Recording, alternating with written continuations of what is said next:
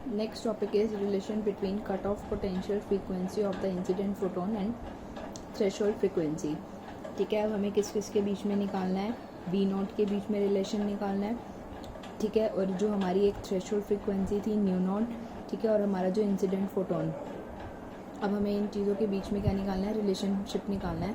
हमने अभी Einstein photo electric equation देखी जिसमें हमने क्या निकाला था, जो हमारी मैक्सिमम काइनेटिक एनर्जी है वो किसके इक्वल है, H nu minus work function, ठीक है, ये हमारा वर्क फंक्शन है।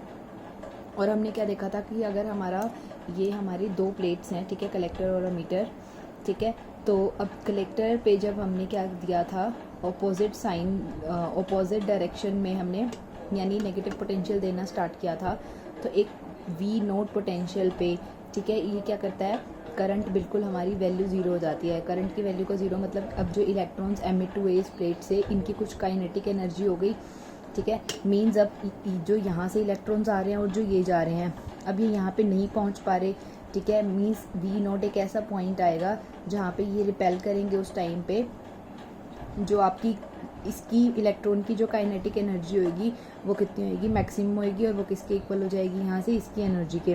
और इस एनर्जी का फॉर्मूला क्या होता है, क्यू वी होता है, ठीक है, हमने ये पढ़ा था। तो इसमें क्यू क्या है, इलेक्ट्रॉन, तो इसको ई वी नोट के इक्वल पुट किया हमने, ठीक है। एक हमारी क्या होगी अब थ्रेशोल्ड फ्रीक्वेंसी होगी, मीन्स अगर इस फ्रीक्वेंसी से नीचे हम रखते हैं तो हमारा इलेक्ट्रॉन रिजेक्ट नहीं होगा। तो न्यू नोट क्या हो गई, हमारी थ्रेशोल्ड फ्रीक्वेंसी हो गई, जहाँ पे हमारा वर्क फंक्शन की वैल्यू कितनी हो जाएगी अब इस केस में हमारी, मीन्स अब हमें क्या है, minimum frequency new note frequency तो चाहिए ही चाहिए, ठीक है। और यही क्या होता है, वर्क फंक्शन की हमें कितनी मिनिमम एनर्जी रिक्वायर्ड है, एनर्जी का फॉर्मूला क्या होता है, एच न्यू नॉट, ठीक है। तो हमने इसलिए इसको किसके इक्वल रख दिया, यहाँ से वर्क फंक्शन के इक्वल रख दिया हमने। नेक्स्ट हम क्या देखेंगे, अब ये क्या था, हमारी तीनों इक्वेशंस आई, 7, 8, 9 इक्वेशन आई, ठीक है। ई वी नॉट किसके इक्वल देखा हमने, के मैक्स के इक्वल देखा यहाँ से, ठीक है। तो अब हम क्या कर सकते हैं इसको, और हमारा जो फाई नोट था वो एच न्यू नॉट के इक्वल था, तो फाई नोट की जगह हमने के मैक्स की जगह क्या लिख दिया, h nu minus h nu naught, that is equals to h into nu minus nu naught, ठीक है। अब हम इसको क्या लिख रहे हैं, लैम्डा की टर्म्स में लिखेंगे न्यू को, ठीक है। आपको पता है न्यू कितना होता है, सी बाय लैम्डा होता है, तो न्यू नोट कितना हो जाएगा, सी बाय लैम्डा नोट हो जाएगा, ठीक है। एक तो के मैक्स इसके इक्वल आया था ई वी नोट के इक्वल, और के मैक्स जो आइंस्टाइन इक्वेशन थी वो किसके इक्वल आई थी, h nu minus phi naught के इक्वल आया था। और फाई नोट की जगह हमने क्या लिख दिया, फ्रीक्वेंसी की टर्म्स में लिख दिया, एच न्यू नोट लिख दिया उसको, ठीक है। यहाँ से न्यू नोट कितना हो जाएगा, सी बाय लैम्डा नोट आ जाएगा। इसको जब हम इक्वेशन 10 में पुट करेंगे, न्यू और न्यू नोट की जगह सी बाय लैम्डा और सी बाय लैम्डा नोट, तो हमारे पास क्या इक्वेशन आएगी finally, e v naught is equals to k max, h c common ले लिया बाहर, 1 by lambda minus 1 by lambda 4, ठीक है। ये आपको एग्जाम आगे न्यूमेरिकल्स में बहुत हेल्प करेगा, एक ये फार्मूला, ठीक है, और एक ये फार्मूला। एक फार्मूला लर्न कर लो, यहाँ से न्यू की वैल्यू को सी बाय लैम्डा पुट करके आप ये वैल्यू को फाइंड आउट कर सकते हो, ठीक है। तो हमारे पास ये जो इक्वेशन थी पूरी, के हमारी जो काइनेटिक एनर्जी मैक्सिमम थी वो किसके इक्वल आ गई, e v naught is equals to h nu minus h nu naught. Next is there are some important graph related to photoelectric current, ठीक है। अब करंट के विद रिस्पेक्ट में डिफरेंट ग्राफ्स को स्टडी करेंगे। सबसे पहले हम देखेंगे फ्रीक्वेंसी ऑफ स्टॉपिंग पोटेंशियल। हमने लास्ट ही जो हमारी वीडियो थी उसमें हमने क्या ऑब्जर्व किया कि फ्रीक्वेंसी और स्टॉपिंग पोटेंशियल एक दूसरे के लीनियर होते हैं, ठीक है। तो और क्या देखा था कि जैसे जैसे फ्रीक्वेंसी की वैल्यू को इंक्रीज़ करते जाएंगे, हमने ये ग्राफ नोटिस किया था, ठीक है। ये ग्राफ था हमारे पास, ये कुछ वैल्यू यहाँ आके रुक रही थी और ये ऐसे आ रहा था, ठीक है, फिर ये ऐसे जा रहा था, मीन्स ये क्या था हमारा इंटेंसिटी, ये इंटेंसिटी तो यहाँ पे क्या थी, इंडिपेंडेंट थी, और ये क्या था हमारा, जैसे जैसे हम फ्रीक्वेंसी को, ये हमारी फ्रीक्वेंसी थी, ठीक है, जैसे जैसे फ्रीक्वेंसी को हम इंक्रीज़ करते जा रहे थे, ये फ्रीक्वेंसी थी, और ये क्या था हमारा वी नोट था, ठीक है। वैसे वैसे हमारी क्या हो रही थी, वी नोट की वैल्यू इंक्रीज़ हो रही थी, ठीक है। इस केस में अब हमने क्या निकालना है यहाँ से, हमारी अगर ये जो हमारी इक्वेशन आई है, e v naught is equals to h nu minus Einstein equation phi naught, ठीक है। अब इसको हमने क्या किया, ई दोनों के नीचे ले आए, तो अब ये क्या हो गई आपकी स्ट्रेट लाइन का इक्वेशन हो गई, ठीक है। Y is equals to m x plus c, ठीक है, जहाँ पे एम क्या होती है आपकी स्लोप होती है, तो इस केस में आपकी स्लोप क्या है, एच बाई ई है, ठीक है। और सी क्या है आपका, ये जो हमारी टर्म होती है ये हमारा सी है, that is equals to -φ0/e, ठीक है। ये तो क्या है, हमारी सी वैल्यू है, और ये जो हमारी स्लोप की वैल्यू है इसमें वो क्या हो जाएगी, हमारी h/e हो जाएगी। या फिर ग्राफ से भी आप स्लोप देख सकते हो, कैसे निकाल सकते हैं। ग्राफ से स्लोप पता है क्या होती है, y/x होती है, और आपको पता है e कितना होता है, h न्यू होता है, ठीक है। तो एनर्जी यहाँ पे इस केस में मिनिमम एनर्जी कितनी होगी, e v0 हो जाएगी यहाँ से, ठीक है, is equals to h nu. तो अब हम क्या देखेंगे ग्राफ की हेल्प से, अब हमें क्या निकालना है, v0/न्यू निकालना है ना, y/x होता है, ठीक है। तो y कितना है इस केस में v0, और x कितना है इस केस में न्यू, तो that is equals to h/e। तो यहाँ से भी हम स्लोप की वैल्यू को फाइंड आउट कर सकते हैं।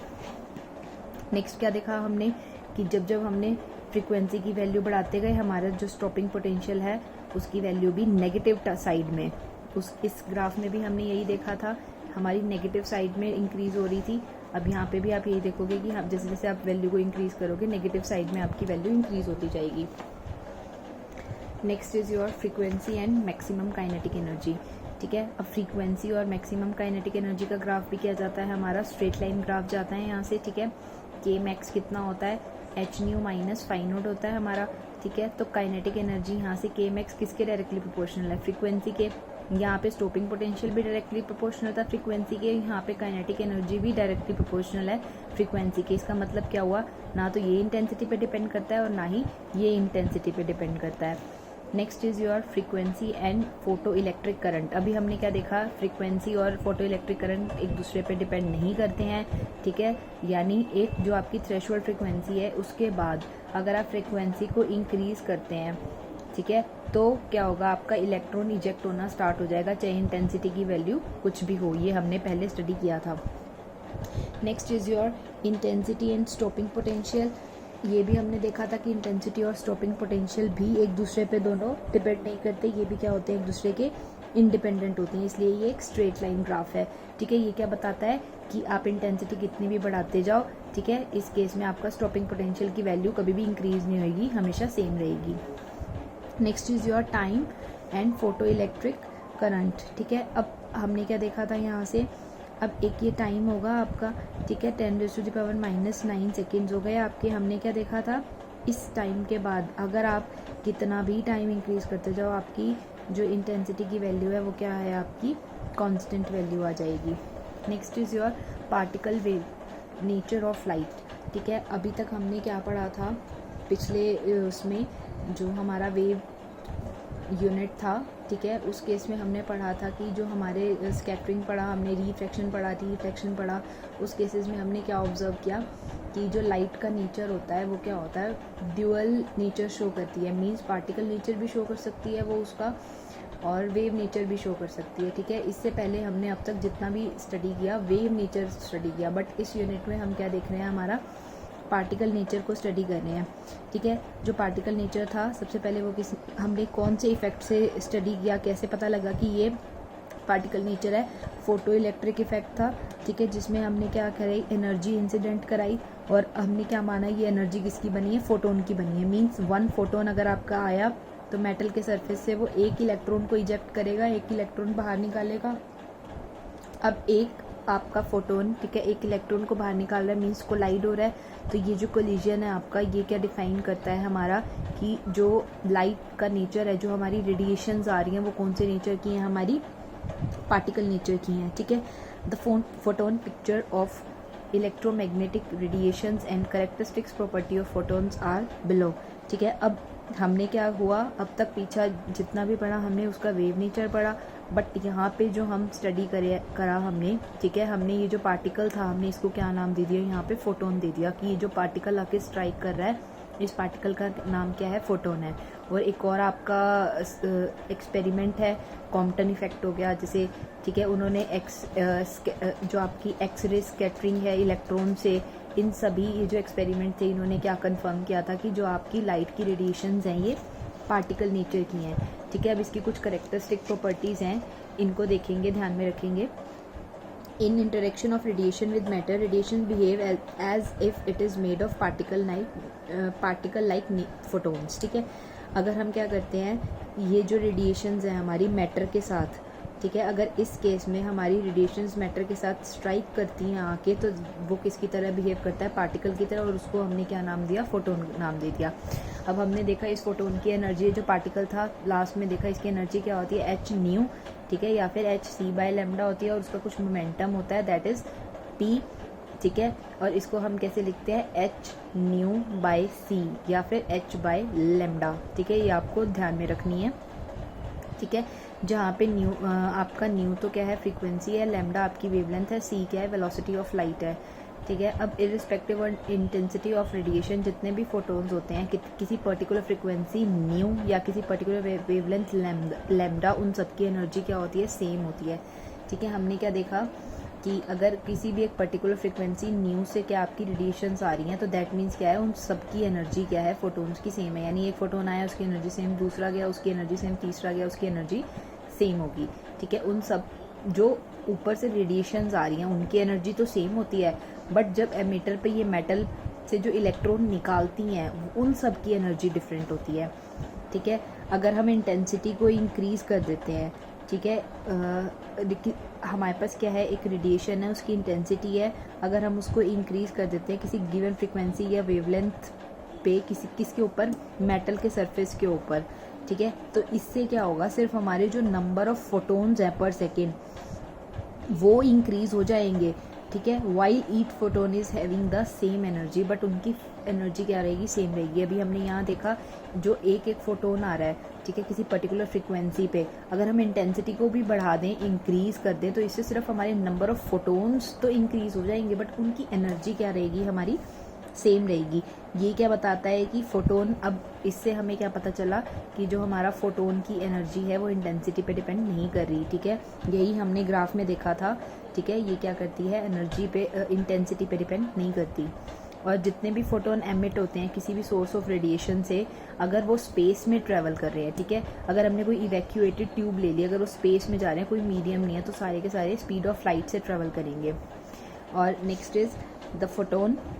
The frequency of photon gives the radiation a definite energy, a color which does not change when photon travel to different media. अगर हम उन photons को, अगर किसी particular कोई definite energy है, ठीक है, अगर हम उसको किसी और मीडिया में भी ट्रैवल कराते हैं तो उस केस में भी क्या होगा, वो अपना चेंज नहीं करेंगे। डिफरेंट मीडिया में भी कलर या डेफिनेट एनर्जी जो होगी उनकी वो सेम रहेगी, वो चेंज नहीं करेंगे। Next is the velocity of photon in different media is different which is due to change in its wavelength. अगर उसकी वेलोसिटी में कोई चेंज आ रहा है, ठीक है, तो वो किसकी वजह से होगा, अगर हम उसकी वेवलेंथ चेंज कर देंगे, ठीक है। ये हमने देखा था, अगर हम उसकी वेवलेंथ चेंज कर देते हैं, किसी भी आपकी जो रेडिएशन है, लाइट की रेडिएशन है, तो उससे क्या होता है, उसकी वेलोसिटी चेंज हो जाती है।